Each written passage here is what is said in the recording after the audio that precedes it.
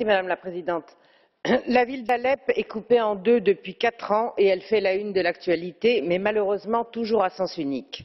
Chaque jour, à Alep-Est, plusieurs hôpitaux sont détruits, le dernier médecin d'Alep a été tué pour la 20e fois et les boulangeries sont la cible principale de l'aviation syrienne. Mais par contre, les obus qui pleuvent en permanence sur Alep-Ouest qui est peuplé, je vous le rappelle, de plus d'1,5 million d'habitants contre 200 000 personnes à l'Est, ces obus tombent dans l'indifférence générale.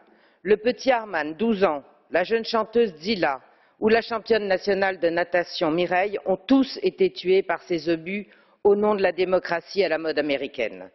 Une vie, alors, aurait-elle moins de valeur à l'Est ou à l'Ouest, selon qu'on soit du bon ou du mauvais côté de la ligne du front?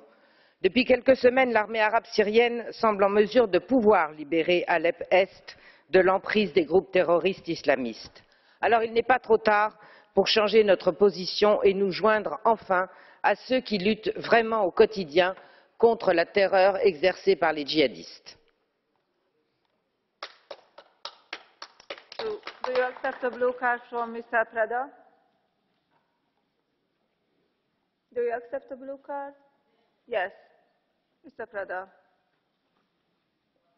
Madame Arnautu, j'aurais voulu savoir si votre parti a déjà eu le deuxième emprunt des banques russes. Monsieur Preda, je pensais quand même que le débat avait un peu plus de hauteur que votre question, que je trouve parfaitement stupide et déplacée. Donc je n'y répondrai pas et je trouve d'ailleurs qu'elle est assez offensante au regard de la situation et du sujet que nous traitons aujourd'hui. Voilà.